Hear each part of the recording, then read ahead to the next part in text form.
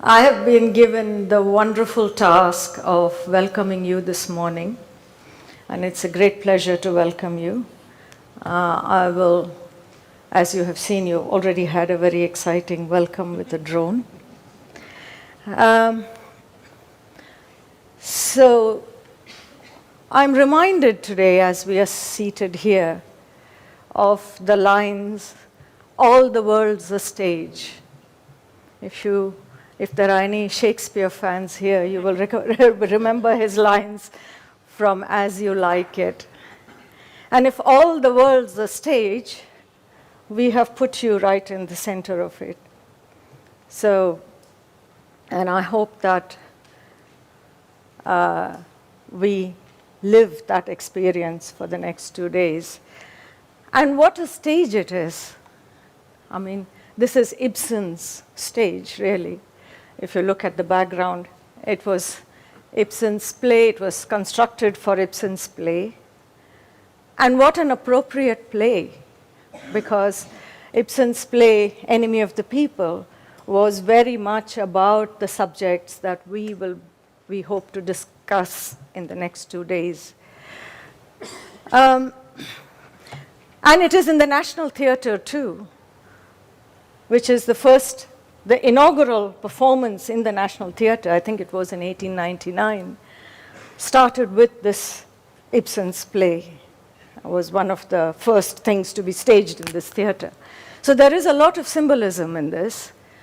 There is the stage and putting you on the stage. There is Ibsen and his play on whistleblowers and on speaking truth to power, which is at the heart of his play. And there is, of course, the National Theatre. It is kind of interesting that 140 years after Ibsen wrote the play, we are still speaking of the same issues. We are still speaking of the relationship between truth and power. We are still speaking about our public responsibilities as public intellectuals, as public people. And so one has to ask, really, what has changed and what remains the same? Because clearly we are not in 1877. We are in 2017. So some things have changed.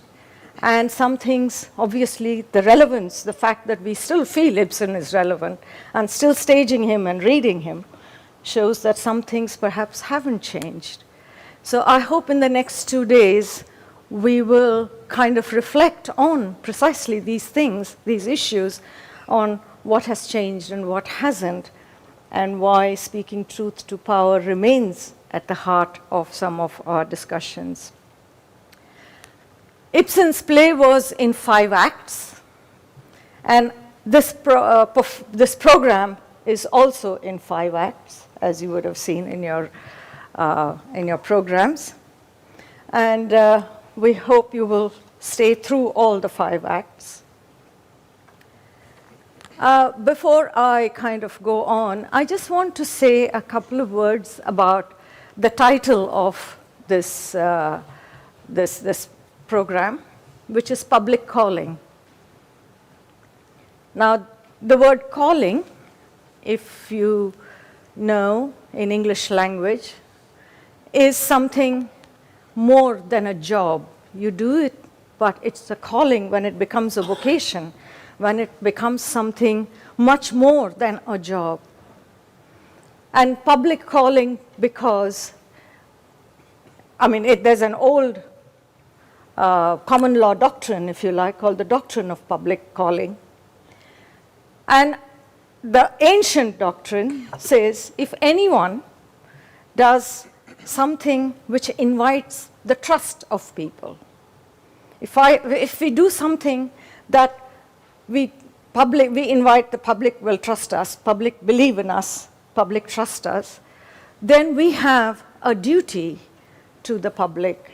And we have a duty to make sure that we meet that expectation. And if we fail in doing that, we are actually responsible for our actions. But of course now things have changed. we don't have callings anymore. We have professions. We are all professionals. And as professionals, we have our codes of conduct. So you can tick boxes and say, I have fulfilled my public calling, which is not quite what it is. I also want to actually invite you to consider the concept of public. Yeah. The foundation of Western legal systems is based on the divide between what we call the public domain and the private domain. This is very foundational and very, very fundamental, so fundamental that for many of us it is natural. We have internalized it. We think, oh, that's public law, this is private law, this is public, family is private, something else is rights, free speech is public. However, in the last 100 years or so, especially during the World Wars and after the World Wars, this whole notion of public and private divide has become increasingly confusing and scrambled. Where is the boundary between the public and the private? And I think the earliest these debates started coming out in the legal circles in the 70s was about the corporations, really. I mean, because some of the corporations, as we know, are even bigger than states. And when they say, oh, we are the private domain, what do we really mean by public and private? But also the kind of coalescence between the state, civil society institutions, universities, public organizations, and corporations and the big private organizations. Their coming together first actually signaled the huge problems in the public-private divide that we are facing. With neoliberalism, of course, that becomes even more scrambled, the boundary between public and private, because now we have public-private partnerships. Even the United Nations now talks about public-private partnerships. So you have the UN Global Compact, for example, which invites these big corporations, Nike, what have you, to actually come and sign up to voluntary codes. And we don't any longer have government regulating us, because with neoliberalism, we have a new mode of regulation where it's all about voluntary codes. So we decide, media decides what kind of codes they want to follow, and we all, self-regulation is the big concept. So we've come a long way in the concept of public and private. So I hope in the next 2 days, we can reflect on the meaning of this. So public calling involves both the concept of the public and the calling. What is our duty? What is our responsibility to the public and that is where I think the question of truth and power becomes, again, a very central question. I think one of the interesting things in Ibsen's play is the way Ibsen's character, the central character, Mr. Stockman, takes the play, the direction that it takes, because he begins by actually whistleblowing, by pointing out that the bathwaters, the public bathwaters are polluted, and the whole play takes a turn where, here's a man who's trying to do what is good for the public, or what he thinks is good for the public, and then suddenly the public turns on him. There's the mayor and various characters, and I won't go into the play, but the institutions and the characters intervene in a way where the whole concept of who is the enemy takes a complete about turn. And at one point, he actually says to the public, you are the enemy. Yeah? And as you can see, we have an absent public there. There is no public. Yeah? We are all on the stage, those who believe in these values, those who want to question it, and the public spaces. And I guess one of the challenges for us is going to be, how do we fill those spaces there and bring the public on board what we are saying? Um, Having said that, I don't want to take up more time with the introduction, but these kind of events don't happen without somebody actually supporting it with the material resources that are needed, for this. And in other words, without people funding these projects, they don't happen, they cannot happen. So we are immensely grateful to Public Art Norway, and I can see the person sitting here, and Fritt. Do I see them somewhere? Oh, yes. Yeah. So, and I said some things about public-private divide and about the public-private partnerships and neoliberalism. But then we have an example in this room where there's a private foundation and a public organization, both still supporting these kind of projects. And I think we need to value their contributions, because without that, we can't continue to do this kind of work. So thank you both very much for your generosity and your support. Now, going on to the program for today, Act 1. Act 1 is States of Terror, Control, and Art of Resistance. So this actually takes resistance to an art form, and I'm sure the artists in this room are delighted by that, as well as the legally minded people, shall I say, in this room.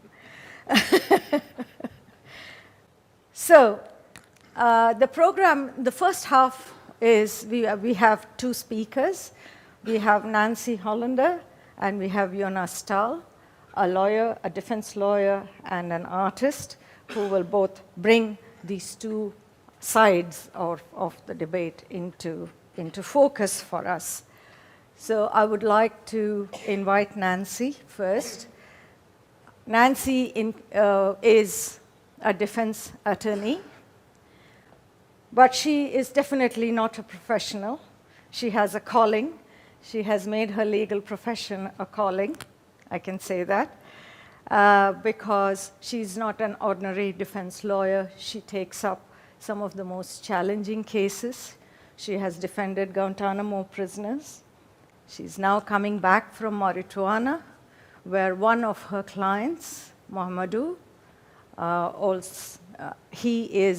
has just been released and gone back home, so which is thanks to efforts of Nancy's efforts in defending him and so.